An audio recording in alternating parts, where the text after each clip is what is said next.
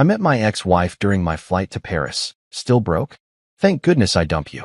My new husband is filthy rich. 5 minutes later, one engine exploded at 40,000 feet. Passengers screamed. The captain shouted, "Get the pilot from seat 14." My ex-wife burst out laughing. He's just a plumber. 10 minutes later, I took the controls and landed 300 people alive. You know what they say about airports? They're like purgatory with overpriced coffee and crying babies.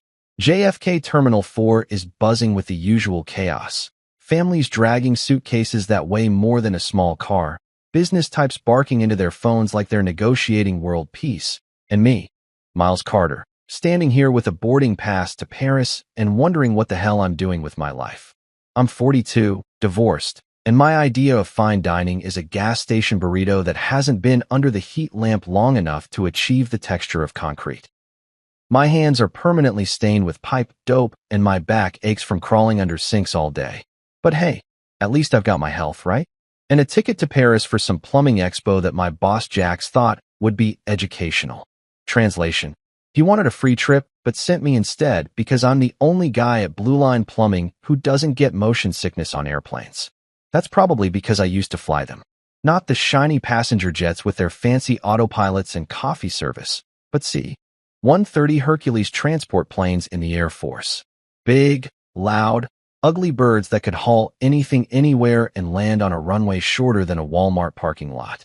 Those were the days when I had purpose, when I wore a uniform that actually fit, and when people called me Captain Carter instead of, "Hey, the toilet's making that weird noise again." Now I fix pipes. Not that there's anything wrong with fixing pipes. Someone's got to do it, and the pay isn't terrible. But it's not exactly what you dream about as a kid. When I grow up, I want to snake drains and replace garbage disposals, said no kid ever. I'm checking my boarding pass for the 20th time, seat 14C, window seat, praise the Lord, when I hear a voice that makes my stomach drop faster than a lead balloon. Miles? Miles Carter? Oh my God, what are the odds? I turn around, and there she is, Sabrina, my ex-wife, looking like $1,000,000 in some designer outfit that probably cost more than my truck, her blonde hair perfect despite the airport chaos, standing next to a guy who screams, "I own a yacht," even louder than his Rolex screams, "I have more money than taste." Hey, Sabrina. I keep my voice neutral, like I'm talking to a customer about their water heater instead of the woman who took half my stuff and all of my confidence when she left. She looks me up and down like I'm a discount rack at Target, and that familiar smirk spreads across her face. You know the one. The "I'm so much better than you now" smirk that she perfected during our marriage counseling sessions. Still broke. She says it loud enough for half the gate area to hear. Thank goodness I dumped you. The guy next to her, who I'm guessing is the new husband she upgraded to, shifts uncomfortably. He's got that "I make money by moving other people's money around" look, complete with a suit that costs more than my monthly rent and shoes so shiny you could signal aircraft with them. "This is my husband, Grayson Hale," Sabrina continues, like she's introducing royalty instead of some finance bro who probably calls his mother mother and has never changed his own oil. "Grayson, this is Miles. Well, he fixes toilets now." Grayson extends a manicured hand like he's doing me a favor. "Pleasure," he says, and I can tell he means it about as much as a root canal. His handshake is the kind of weak, limp thing that makes you wonder if he's ever done manual labor in his life, or if he pays someone to open his own pickle jars. I don't say anything. What's the point? Sabrina's already moved on to making loud comments about my clothes, work boots and jeans, apparently not first-class material, and speculating about whether I can even afford the trip. Classic Sabrina, always the center of attention, always making sure everyone knows she's winning at life. I just stand there, holding my boarding pass and rolling the little brass coin between my fingers. It's an old challenge coin from my squadron, worn smooth from years of nervous fidgeting. The eagle and anchor are barely visible now, but I can feel them under my thumb. Some guys kept rabbit's feet or lucky pennies.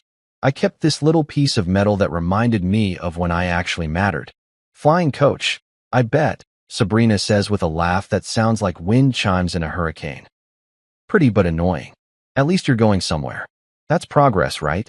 Grayson checks his Apple Watch. Of course he has an Apple Watch, and murmurs something about their business class boarding time. Because naturally, they're flying business class. Probably got upgraded because Grayson name-dropped some CEO or threw around his platinum status like confetti. Well, this has been something, I finally say, because standing there like a statue isn't doing anyone any favors. Have a good flight. Oh, we will. Sabrina practically purrs. Business class, you know. Flat beds, champagne service, the works. But I'm sure economy isn't that bad. I mean, how would I know? She laughs at her own joke, and Grayson chuckles along like a trained seal. They start walking toward their fancy boarding line, and I watch them go, wondering if there's anyone in the world who deserves each other more than those two. The thing is, I'm not actually broke. I mean, I'm not rich. Not by a long shot, but I'm not eating ramen noodles for dinner every night either. The plumbing business is steady, and I've got some money saved up from my military pension. I could have probably afforded business class if I really wanted to blow $3,000 on 6 hours of slightly more comfortable sitting. But that's not who I am anymore. I'm practical now. I'm the guy who fixes things when they break, not the guy who throws money around to impress people. The boarding announcement crackles over the intercom, and I get in line with the rest of the coach passengers. Regular folks heading to Paris for regular reasons. Vacation, work, visiting family. Not trying to prove anything to anyone. Just trying to get from point A to point B without going bankrupt. As I hand my boarding pass to the gate agent, I catch a glimpse of Sabrina and Grayson disappearing down the jetway, already sipping champagne and taking selfies. For a second, just a second. I wonder what would have happened if I'd stayed in the Air Force, if I'd climbed the ranks, if I'd become one of those guys with eagles on their shoulders and respect in their voices. But then I remember why I left. The politics, the bureaucracy, the way the military chews up good people and spits them out when they're no longer useful. At least when I fix someone's plumbing, they're grateful. At least when I solve a problem, it stays solved. I settle into seat 14C, stow my carry-on, and pull out the little brass coin again. The passenger next to me, a guy about my age wearing a hoodie and looking nervous about flying, gives me a curious look. Challenge coin, I explain. Air Force. He nods respectfully. Thank you for your service. I slip the coin back into my pocket and buckle my seatbelt. Paris, here I come. Time to learn about French plumbing techniques and try to forget that my ex-wife is sitting 20 rows ahead of me, probably telling everyone in business class about her loser ex-husband who fixes toilets for a living. The engines spin up, and I close my eyes. In a few hours, I'll be in a different country, breathing different air, maybe even remembering what it feels like to be somewhere new. Little do I know that this flight is going to change everything. You know what's worse than sitting in coach? Sitting in coach while your ex-wife lives it up in business class directly across the aisle, separated by nothing but a flimsy curtain and about 10 tax brackets. I swear the airline designed this torture chamber on purpose, like some sick joke where they put the fancy seats just close enough for us peasants to see what we're missing. I'm squeezed into 14C between a guy who's already asleep and snoring like a freight train, and a college kid who won't stop playing some game on his phone with the volume cranked up. Meanwhile, Sabrina is sprawled out in her lay-flat seat like she owns the damn plane, sipping champagne that probably costs more per glass than I make in an hour unclogging someone's kitchen sink. The worst part? She knows exactly where I'm sitting.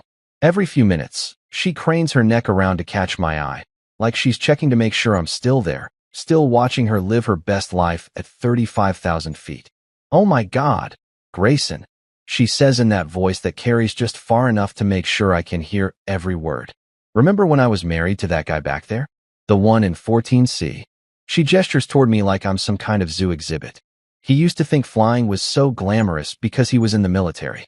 But look at him now, squeezed into coach like a sardine. Grayson makes some non-committal noise, probably wondering why his wife is so obsessed with her ex-husband's seating arrangements. Smart Money says this isn't the first time she's brought me up on their fancy European vacation. He's just a plumber now, she continues, and I swear she says it louder each time, like she's announcing it to the entire cabin. Can you imagine? All that training, all those years flying around the world, and now he spends his days with his hands in toilets. I dodged such a bullet. The college kid next to me glances over sympathetically, probably picking up on the domestic drama playing out at altitude.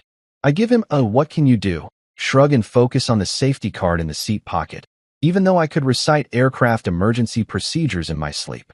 But here's the thing about safety cards. They're not just cartoon drawings of people in life vests. When you've actually flown planes, when you've been responsible for crew and cargo and getting everyone home in one piece, you read them differently. You notice details, like how this particular aircraft has 8 emergency exits, or how the flight crew moves with that specific kind of calm efficiency that comes from thousands of hours in the air. Speaking of the crew, they're good. Really good. I can tell just from watching them work. The captain made the standard welcome announcement earlier. Captain Doyle sounded like a guy who's been flying since before the Wright brothers figured it out. His voice had that steady, unflappable quality that comes from dealing with everything from bird strikes to drunk passengers to weather that could kill you 6 different ways. The first officer came on right after. First Officer Reyes, younger voice, but equally calm. Probably former military too, based on his crisp radio technique and the way he rattled off the flight time and weather report like he was briefing a combat mission. But it's the lead flight attendant who really catches my attention. She's working the cabin with the kind of situational awareness that makes me think she's seen some stuff. Her name tag says Lila Novak, and she's got these sharp eyes that don't miss anything. The businessman trying to stuff his oversized bag into the overhead, the nervous flyer gripping her armrests, the kid in 23F who looks like he might toss his cookies before we even hit cruising altitude. Lila moves through the cabin checking seatbelts and overhead bins with military precision, but she does it with a smile that actually reaches her eyes. When she passes my row, she gives me a quick nod, not the fake, welcome aboard smile she gives everyone else, but the kind of acknowledgement one professional gives another. Meanwhile, Sabrina is still holding court in business class, regaling her seatmate, some poor businessman who probably just wanted to work on his laptop, with stories about her upgrade and husbands. My first husband was so blue-collar, she's saying, waving her champagne glass for emphasis. Always talking about engines and weather and crew rest requirements. Like, who cares about any of that? I wanted to go places, you know? See the world. But all he ever wanted to do was talk about flying. Flying, flying, flying. It was so boring. I bite my tongue so hard I'm surprised it doesn't bleed. Boring? Lady, I flew humanitarian missions to Haiti after the earthquake. I dropped supplies to flood victims in Louisiana. I transported wounded soldiers out of harm's way. But sure, let's call it boring because it didn't involve champagne and designer handbags. Grayson finally speaks up, probably trying to change the subject before his wife attracts any more attention. Should we order dinner, darling? The menu looks excellent. Oh yes. Sabrina claps her hands like a 5-year-old. I'm thinking the lobster. Or maybe the filet mignon. It's so nice not having to worry about money for once, you know? My ex-husband used to count every penny. Military pay isn't exactly Goldman Sachs bonuses. The businessman next to her is starting to look uncomfortable, probably realizing he's stuck next to Hurricane Sabrina for the next 6 hours. I almost feel sorry for the guy. Almost. I pull out my phone and scroll through some work emails to distract myself. Jack sent me a list of seminars to check out at the Paris Expo, along with his usual commentary about French plumbing being fancy but impractical. There's also a message from Mrs. Henderson thanking me for fixing her garbage disposal last week and asking if I do holiday lighting installation. I don't, but I gave her my electrician buddy's number because that's what you do. You help people solve their problems. The engines have settled into their steady cruise drone, and most of the passengers are settling in for the long haul across the Atlantic. Some are reading, some are watching movies on their little screens, and some are already trying to sleep despite the fact that it's barely past dinner time Eastern time. But I'm wide awake, hyper-aware of every sound, every vibration, every subtle change in the aircraft's rhythm. Once a pilot, always a pilot, I guess. Even when you're riding in the back with the rest of the cattle, you're still listening to what the airplane is telling you. Right now, she's telling me everything is smooth. Engines running clean, no unusual vibrations, steady climb to cruising altitude. The crew is professional, the weather is cooperative, and we're on track for an on-time arrival in Paris. What could go wrong? Famous last words, right there. We're cruising smooth as silk at 40,000 feet, somewhere over the dark Atlantic where the water looks like black glass and the stars are so bright you could read by them. This is the part of flying that most passengers love, the calm, steady drone of engines, The gentle sway that rocks you to sleep. The feeling that you're floating through space in a pressurized aluminum tube that somehow defies every law of physics and common sense. The cabin has settled into that peaceful airline rhythm. The lights are dimmed, dinner service is over, and half the passengers are conked out with those ridiculous inflatable neck pillows that make them look like they're wearing life preservers. The college kid next to me finally put away his phone and is drooling on his tray table. Even the snoring freight train in the aisle seat has found a rhythm that's almost soothing. Sabrina, of course, is still wide awake in business class, chattering away to poor Grayson about something involving their villa rental in Tuscany. Because naturally they're not just going to Paris. They're doing the full European tour, hitting all the spots where rich people go to take selfies and complain about how touristy everything is. I'm reading a trade magazine article about new pipe fitting techniques, riveting stuff, I know, when I hear it. It's subtle at first, a change in the engine note that most people wouldn't notice. Like when your car starts making that little noise that you ignore for 3 months until it leaves you stranded at a gas station in the middle of nowhere. But I notice, once you've spent thousands of hours listening to aircraft engines, you develop an ear for when something's not quite right. It's like a sixth sense, except instead of seeing dead people, you hear mechanical problems before they turn into oh shit moments. The whine is coming from the right side, high-pitched and getting worse. I look out my window but can't see much in the darkness, just the navigation lights blinking red and white, and the faint outline of the wing against the star field. Then comes the shudder. Not the normal turbulence that makes nervous flyers grab their armrests, but something deeper, more fundamental. Like the airplane itself is having second thoughts about this whole flying thing. The smell hits next, that distinctive burnt plastic odor that every pilot learns to fear. It's the smell of electrical systems overheating, of components failing, of things going seriously sideways at the worst possible time and place. I'm just starting to think this is not good when the right engine decides to make its opinion known with all the subtlety of a hand grenade. Boom. The sound is like someone dropping a piano off a skyscraper, followed immediately by the kind of violent shudder that makes your teeth rattle and your coffee go airborne.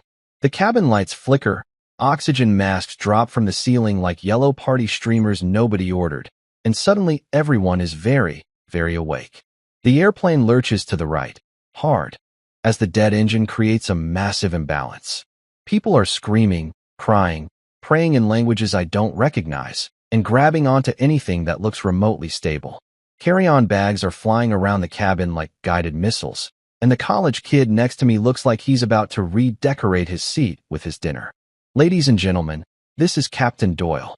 His voice comes over the intercom, and even through the chaos I can hear the tension underneath his professional calm. We've experienced a problem with our right engine. Please remain seated with your seatbelts fastened and your oxygen masks on. Flight attendants, prepare for emergency procedures. A few rows ahead, I spot a guy in a hoodie, Middle Eastern features, maybe early 30s, clutching the hand of a little girl who can't be more than 8 years old. She's crying, and he's trying to comfort her while putting on his own oxygen mask. His lips are moving in what looks like prayer, and I catch fragments of Arabic mixed with English. It's okay, Zoe, he's saying to the little girl. Remember what we practiced? Deep breaths, Habibi. Allah is with us. His name is Omar something. I remember seeing him at the gate, traveling alone with his daughter, probably heading to Paris for vacation or to visit family. The poor kid is terrified, and honestly, I don't blame her. This is the kind of thing that turns people off flying for life, assuming they live through it to be turned off. But here's where Sabrina really shines. Instead of, oh I don't know, being concerned about the fact that we might all be about to become scattered airplane parts across the North Atlantic, she starts laughing. Actually laughing. Oh my God, everyone relax, she announces loudly enough to be heard over the chaos. This is totally normal. Airlines have backups for everything. Right, GR? She's waving her oxygen mask around like it's a party favor, apparently having missed the part where you're supposed to put the damn thing on your face. Grayson is trying to get her to sit down and shut up, but Sabrina is in full performance mode now. Seriously, people, you're overreacting. My ex-husband used to fly planes, and he always said, she pauses, looking directly at me through the gap in the seats. Well, he used to say a lot of things before he became a plumber. Even in the middle of what could very well be our final moments, she can't resist getting in one more dig. It would be impressive if it weren't so completely insane. Meanwhile, the flight crew is moving with the kind of controlled urgency that tells me they know exactly how serious this situation is. Lila Novak is working her way through the cabin, checking that passengers have their masks on properly, helping with seatbelts, and maintaining that calm flight attendant demeanor even though I can see the concern in her eyes. The airplane is still fighting the asymmetric thrust, yawing to the right as the pilots struggle to maintain control. Through my window, I can see the dead engine, or what's left of it. There are pieces missing, metal that should be there but isn't, and what looks like fluid streaming back from the cowling. This is bad. This is very, very bad. The intercom crackles again, but this time it's not the captain's measured tones. It's a younger voice, First Officer Reyes, I think, and there's an edge of desperation that makes my blood run cold. We need the pilot from seat 14. Get the pilot from seat 14 to the cockpit immediately. Every head in the cabin turns to look at row 14. At me. For a split second, I think about pretending I didn't hear it. About staying in my seat and letting someone else handle this mess. About being just another passenger instead of the guy who used to know how to fly these things. But then I look at little Zoe, still crying in her father's arms. I look at the college kid next to me, white as a sheet, and probably wondering if he'll ever see his parents again. I look at all these people who trusted that this aluminum tube would get them safely across the ocean, and I realize that sometimes life doesn't give you the luxury of being just a passenger. Sometimes you have to be the pilot, even when you'd rather be anywhere else. Lila appears at my row, her eyes locking onto mine with laser focus. Sir, are you the pilot? Sabrina's laugh cuts through the noise like a chainsaw through butter. Him? He's just a plumber. But Lila ignores her completely, reaching for my seatbelt with hands that are steady despite everything falling apart around us. The intercom crackles again with that same desperate edge. Get the pilot from seat 14. We need him in the cockpit now. Lila's already got her hand on my seatbelt, and I can see in her eyes that she's not taking no for an answer. Behind me, Sabrina's voice cuts through the chaos like nails on a chalkboard. Him? You want him?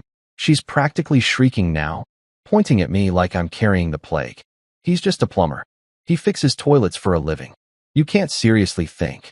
Ma'am, please sit down and put your mask on. Lila says without even looking at her, her voice carrying that flight attendant authority that could probably stop a charging rhino. But Sabrina's on a roll now, high on adrenaline and champagne, and the absolute certainty that she knows better than everyone else in this aluminum death trap. This is insane. You're going to let my ex-husband fly the plane? The man who couldn't even keep a marriage together? He'll kill us all. She's standing up now, waving her arms around like she's directing traffic, completely ignoring the fact that we're in the middle of an emergency, and she's making everything worse. Grayson tries to pull her back down. Sabrina, please, just... No. Someone needs to stop this. He's not qualified. He flies cargo planes in the military, not passenger jets. There's a difference. She's not wrong about that last part, which is probably the most terrifying thing about this whole situation. I flew C-130s, big, slow, forgiving birds that could land on a dirt strip in the middle of nowhere. This is an Airbus A330, a fly-by-wire computer with wings that's about as different from my old Hercules as a Tesla is from a pickup truck. But here's the thing about emergencies. They don't wait for you to feel ready. They don't care if you're current on your type rating or if you've logged enough hours in the last 6 months to legally act as pilot in command. They just happen, and then you either step up or people die. Sir, Lila's voice is calm but insistent. We really need you. I look around the cabin, at Omar holding his daughter while she cries into his shoulder, at the college kid next to me who looks like he's about to pass out, at all these people who are depending on whoever's up front to get them home to their families. Then I look at Sabrina, still ranting about my qualifications while the airplane shudders around us. Yeah, I tell Lila, unbuckling my seatbelt. Let's go. The walk to the cockpit feels like it takes forever and no time at all. My legs are working, but my brain is spinning through everything I remember about commercial aviation, which is both more and less than you'd think. I know systems and procedures and emergency checklists, but this specific airplane with its specific quirks and computer interfaces, that's going to be learn-as-you-go territory. Behind me, I can hear Sabrina still protesting. This is a lawsuit waiting to happen. When we crash, I'm suing the airline. I'm suing the FAA. I'm suing everyone. The cockpit door is open, and what I see when I step inside makes my stomach drop. Captain Doyle is slumped in his seat, conscious but gray as yesterday's newspaper. There's blood on his forehead from where he must have hit something when the engine blew, and his left arm is hanging at an angle that doesn't look right.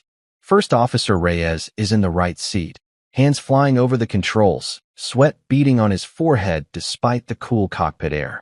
The airplane is bucking like an angry bronco. Alarms are going off like it's New Year's Eve in hell, and half the warning lights on the panel are flashing red. Miles right, Reyes says without looking up from his instruments. I could really use another set of hands up here. The thing is, he's not wrong. Flying a damaged airplane is hard enough with a full crew. Trying to do it single-handed while your captain is half-conscious and your passengers are losing their minds? That's a special kind of nightmare. What's our status? I ask, sliding into the jump seat behind them. The view out the windscreen is all stars and darkness, no horizon visible, just the faint glow of the engine fire warning light reflecting off the glass. Right engine is completely gone, Reyes says, his voice tight with concentration. Took out hydraulics when it went. We've got manual reversion on the flight controls, and we're burning fuel like it's going out of style, trying to maintain altitude and heading. I lean forward to look at the engine display, where the right engine parameters should be showing normal operating ranges. There's nothing but zeros and warning messages. It's like the engine just stopped existing. Any idea what caused it? Could be anything. Bird strike, mechanical failure, metal fatigue. Won't know until we're on the ground. He glances back at me, and I can see the question in his eyes. Can you actually help? Or are you just another passenger who's going to get in the way? Fair question. I've been out of the cockpit for years, and even when I was current, I never flew anything this sophisticated. But here's what I learned in the military. Sometimes the best qualification for a job is being the only guy available to do it. Where do you want me? I ask. Captain Doyle turns his head with obvious effort. You current on type? No, sir. C-130 background, but I know systems and procedures. He nods slowly, like that's about what he expected. Better than nothing. Strap in as pilot monitoring. Help with checklists and radios. The jump seat harness feels familiar under my hands, even if everything else is foreign. I've got a headset on, and suddenly I'm back in the world of aviation. Transponder codes and radio frequencies and the constant background chatter of air traffic control trying to keep hundreds of airplanes from running into each other in the dark. What's our divert plan? I ask, settling into the rhythm of crew coordination. Shannon, Reyes says. Closest suitable airport with a long runway. But we're heavy, and with only one engine. He doesn't finish the sentence, but he doesn't need to. We're all thinking the same thing. This is going to be interesting.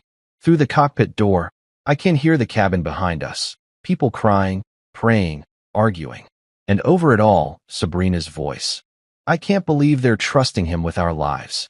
He's not even a real pilot anymore. Captain Doyle manages a weak smile. Popular guy, huh? Ex-wife, I explain. Oh. He closes his eyes for a moment, then opens them again with what looks like tremendous effort. Well, let's try not to. Prove her right.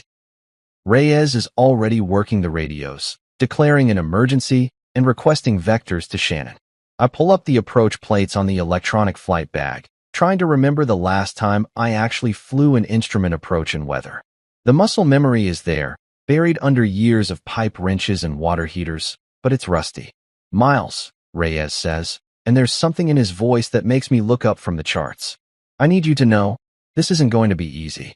We're going to be coming in fast and heavy, with limited control authority. If we don't nail this approach. I know, I tell him. Let's just focus on getting everyone home. He nods and turns back to his instruments. Outside, the stars will slowly as we bank toward Ireland and what I hope isn't our final destination. In the cabin behind us, 300 people are counting on us to get this right. No pressure at all. There's something almost peaceful about flying an approach at night. The cockpit is dark except for the soft glow of instruments. The autopilot is holding us steady on the glide path, and from up here the world looks like a circuit board scattered with tiny lights. It's the kind of view that makes you forget, for just a moment, that you're piloting a crippled airplane with 300 souls on board toward what might be the most important landing in aviation history. Speedbird 447, you're established on the localizer, cleared for the ILS approach runway 06. Comes the crisp Irish accent from Shannon Approach Control. Contact Tower on 118.7, and good luck. Tower, 118.7. Thanks for all your help, Reyes responds, switching frequencies with hands that are steadier than mine would be in his position. I'm watching the approach instruments like they hold the secrets of the universe, calling out altitudes and speeds while Reyes flies the approach with the kind of precision that would make a Swiss watchmaker jealous.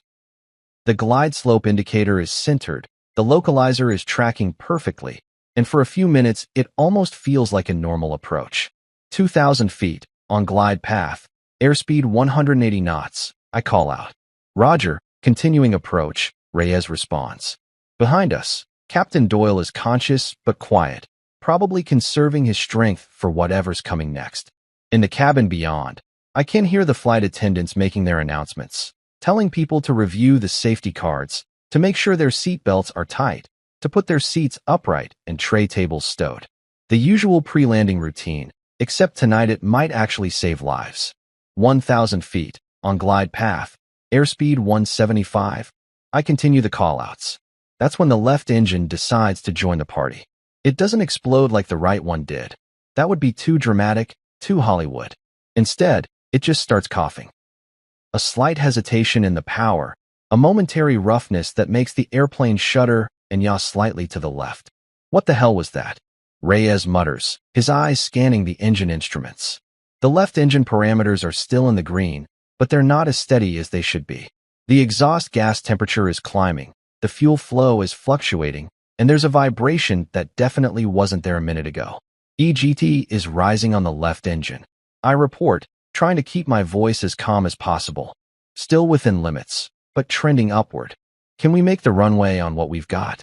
I do quick mental math. Our current altitude, distance to the runway, glide ratio of the aircraft. The numbers aren't great, but they're not impossible either. Barely, if the engine holds together. As if on cue, the left engine coughs again, harder this time. The airplane sinks below the glide path, and I watch our carefully planned approach start to fall apart in real time. Sink rate increasing, I call out. We're below glide path.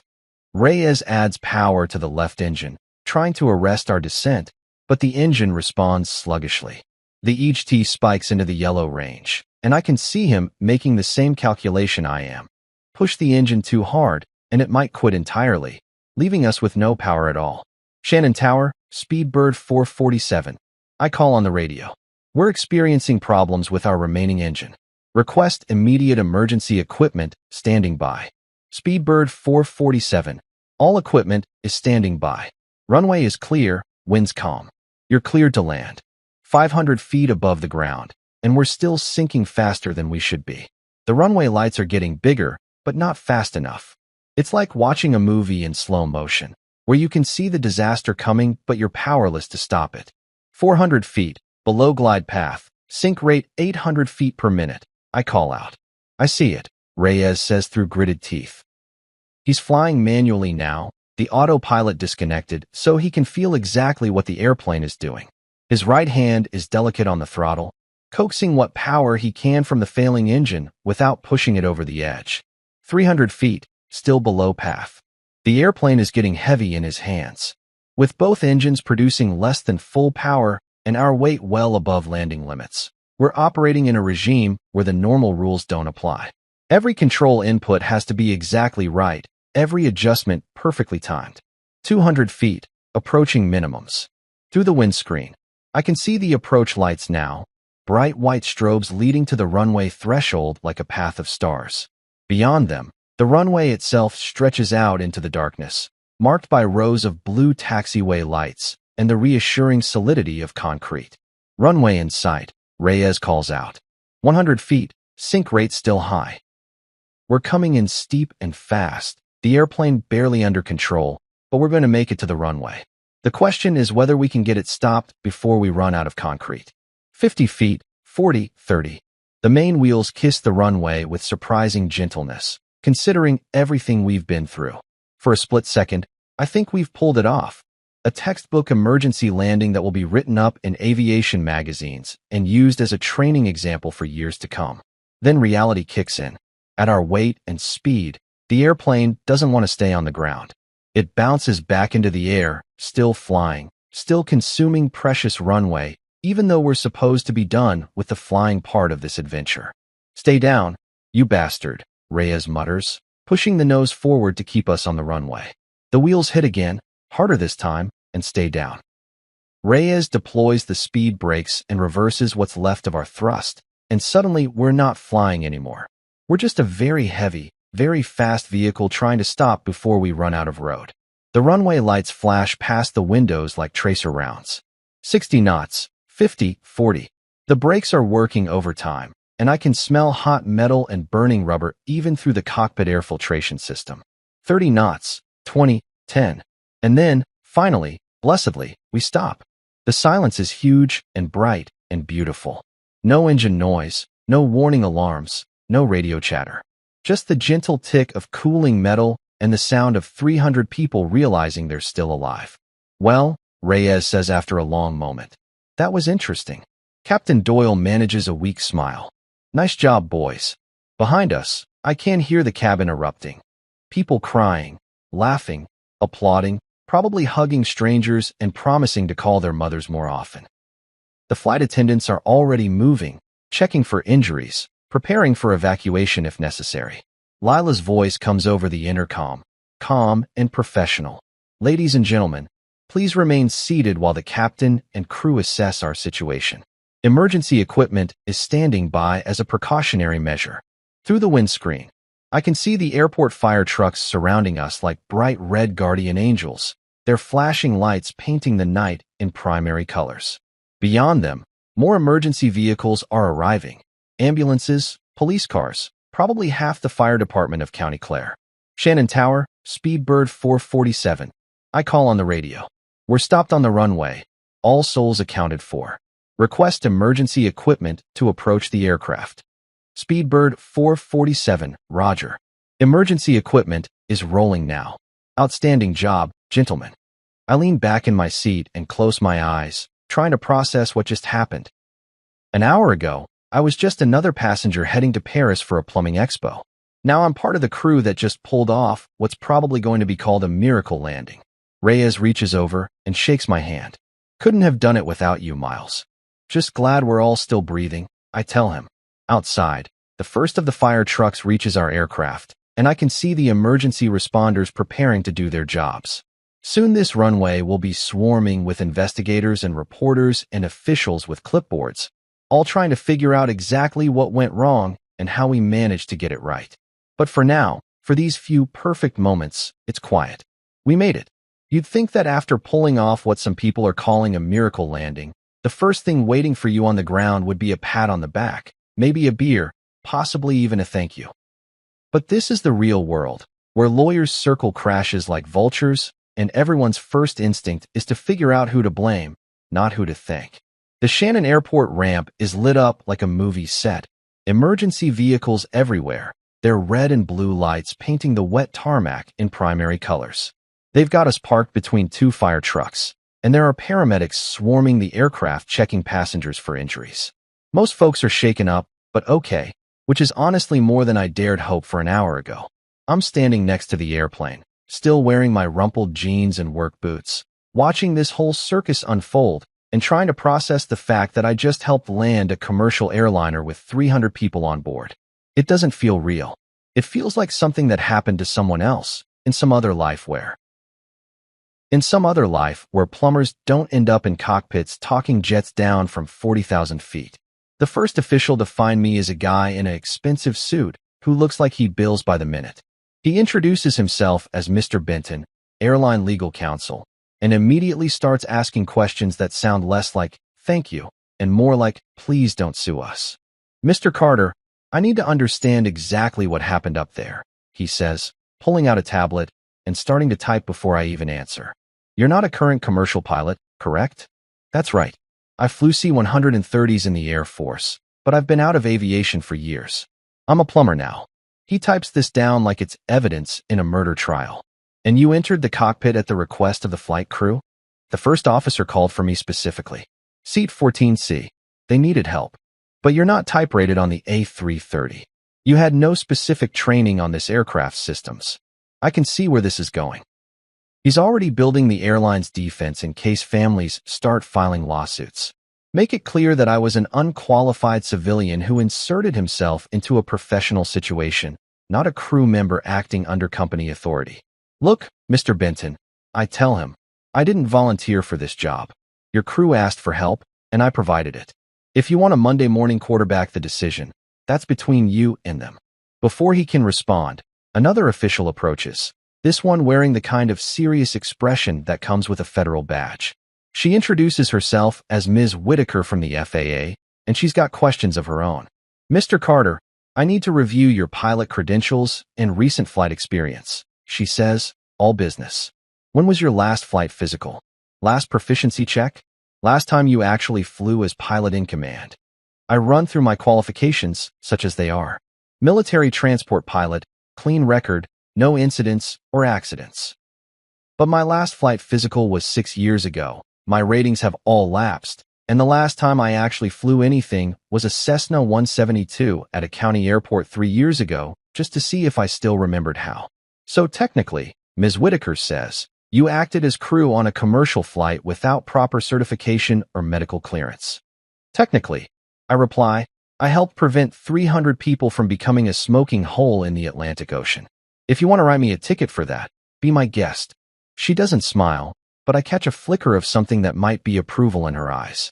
I'm not here to cite you, Mr. Carter.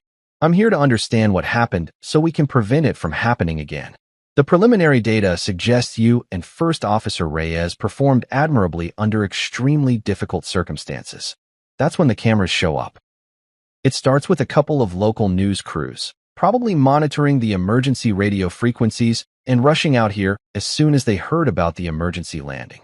But word travels fast in the age of social media, and within an hour there are reporters from Dublin, London, and God knows where else setting up satellite trucks and fighting for the best camera angles.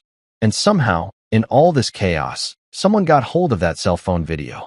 You know the one, the shaky footage of Sabrina standing up in the cabin during the emergency, pointing at me and shouting, he's just a plumber, like she's revealing some kind of massive conspiracy. The video is already going viral on Twitter, Instagram, TikTok, all the platforms where people go to have opinions about things they don't understand. The hashtags are brutal. Hashtag plumberpilot. Hashtag just a plumber. Hashtag divorce from hell. The internet has latched onto the story like a dog with a bone, and suddenly everyone's an expert on aviation regulations and emergency procedures. Some of the comments are supportive. Hero plumber saves 300 lives, and real man steps up when it matters. But others are exactly what you'd expect. Unqualified civilian endangers passengers and should have stayed in his lane.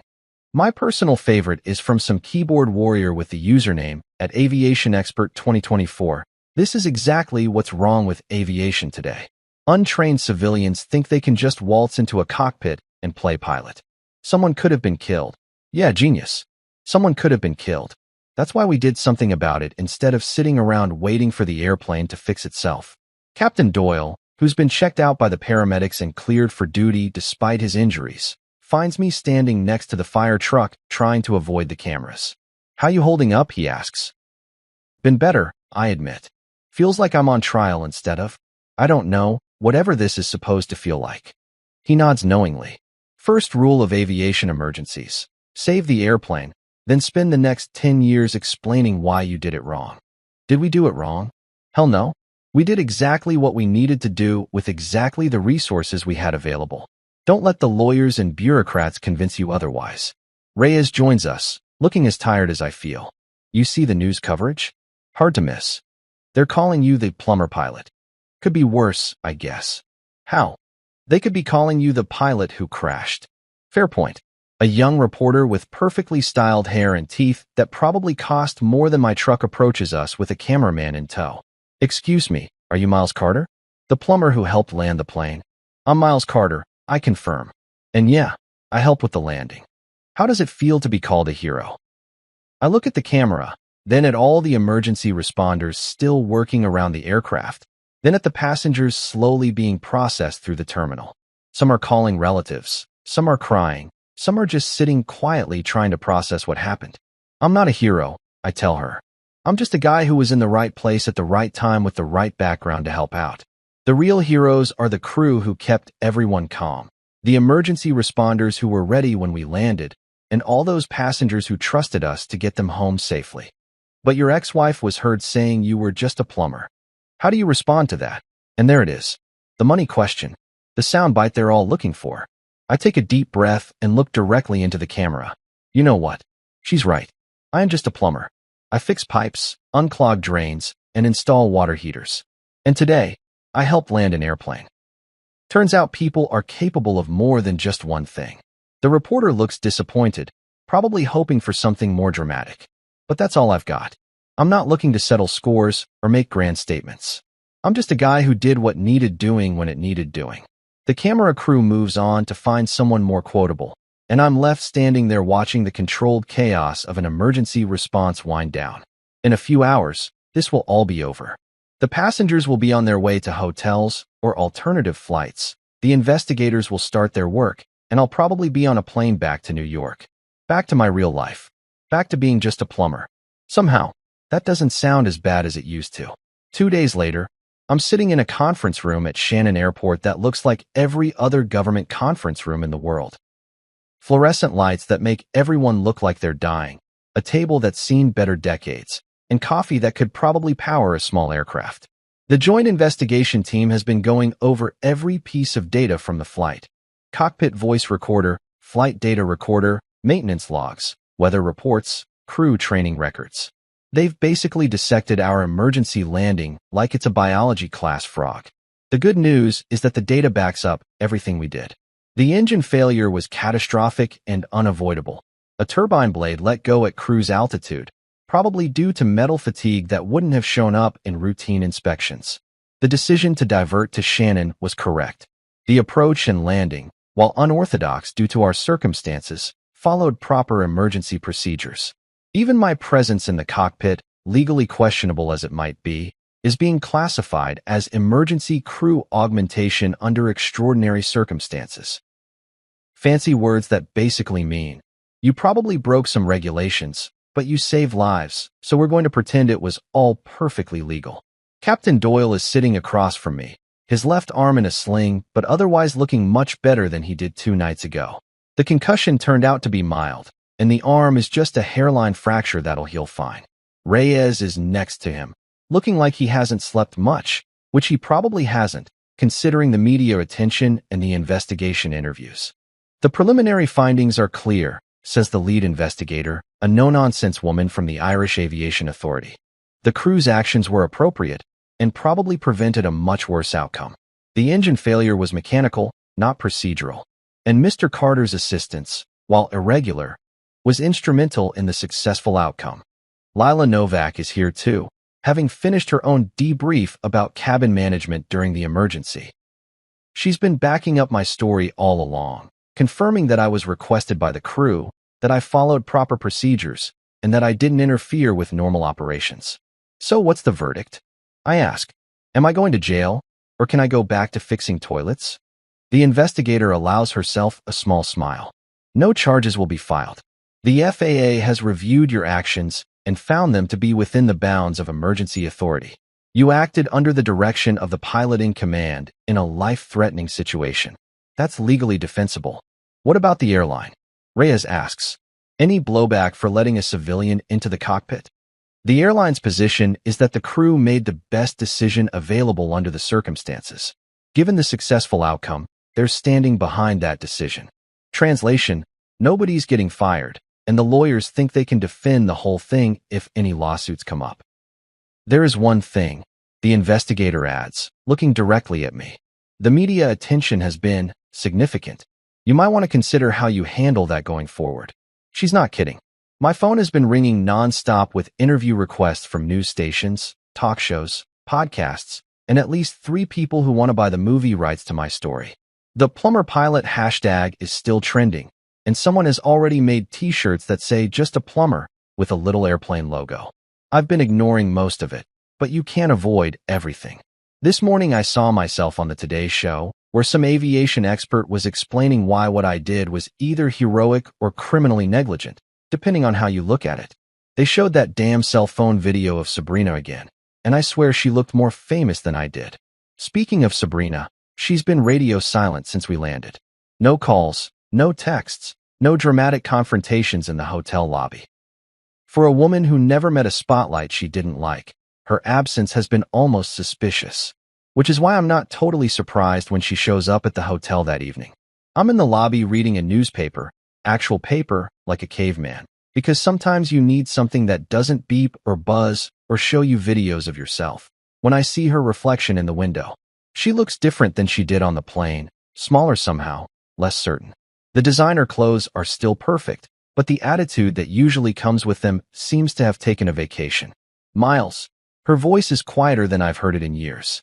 Not the loud, performative tone she used during our marriage or the sarcastic barbs she threw around on the plane. Just small. I look up from the newspaper. Sabrina. She sits down in the chair across from me without being invited, which is very unlike her. The old Sabrina would have made an entrance, drawn attention, commanded the room. This version looks like she'd rather disappear into the furniture. She starts, then stops, takes a breath, tries again. I wanted to talk to you. Okay. I saw the investigation results on the news. They said what you did was the right thing. That's what they said. She fidgets with her wedding ring. The new one, the big diamond that probably cost more than my annual salary. I also saw the video. The one of me on the plane. Oh, there it is. The video that's been making the rounds, showing her at her absolute worst while I was trying to help save everyone on board. The internet has not been kind to her in the comments section. Yeah, I saw it too. She struggles with the words. I look like a terrible person. I could make a joke here. Could point out that she looked like a terrible person because she was acting like a terrible person. Could remind her of all the times during our marriage when she made me feel small and inadequate and not good enough for her dreams. But she's sitting here now, maybe for the first time in our entire relationship, actually looking like she might be capable of reflection. And despite everything, despite the divorce and the humiliation and the years of resentment, I don't have the heart to kick her when she's down. You were scared, I tell her. People do stupid things when they're scared. I wasn't just scared, Miles. I was. She pauses, searching for the right words. I was embarrassed. Embarrassed that my ex-husband was up there trying to save everyone while I was sitting in business class, making jokes about your job. It's just a job, Sabrina. No, it's not. She looks directly at me for the first time since sitting down. I didn't think you could do it. I didn't think you were capable of what you did up there. There's something in her voice that I haven't heard before. Not quite an apology, but close. An admission that maybe, just maybe, she'd been wrong about something important. I didn't know if I could do it either, I admit. But when people need help, you help them. That's what you do. She nods slowly, like she's processing a foreign concept. Grayson says I should apologize publicly. Make a statement about how proud I am of you. How I always knew you were capable of great things. What do you think? I think that would be a lie. She manages a weak smile. I never thought you were capable of great things. I thought you were ordinary, safe, boring. I am ordinary. No, Miles, you're not. And I'm sorry it took a plane crash for me to figure that out. We sit in silence for a moment, the weight of years of marriage and divorce and resentment hanging between us like fog. Across the lobby, I can see Grayson waiting by the elevators, probably wondering what his wife is doing talking to her ex-husband instead of getting ready for their continued European vacation. I should go, she says finally, standing up. Grayson is. He's not exactly thrilled about this whole situation. How's he handling the fame? About as well as you'd expect from someone who values privacy above all else. She pauses. He's a good man, Miles. Not like you, but good in his own way. I'm glad you're happy. Are you? The question catches me off guard. Am I happy?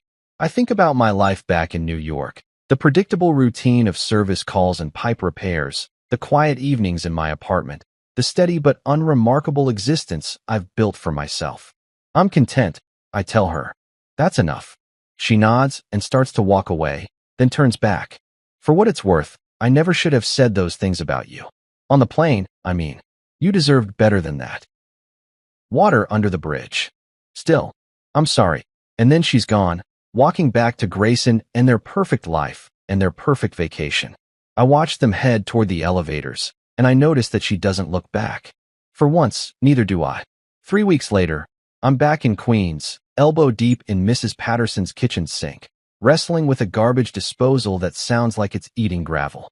It's Tuesday morning, raining like the sky has a personal grudge against New York, and I'm exactly where I was before any of this happened, fixing other people's problems one pipe at a time. Except everything's different now.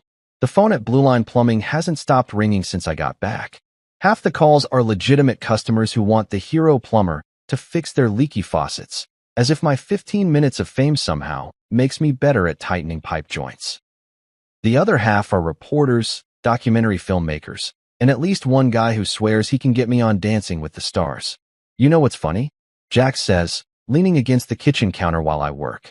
I send you to Paris to learn about French plumbing techniques, and you come back knowing how to land airplanes. I already knew how to land airplanes. I just forgot I knew. Yeah, well, the whole world knows now. You see the latest news story? They're calling you America's most reluctant hero. I grunt something non-committal and focus on the disposal. The thing is completely shot.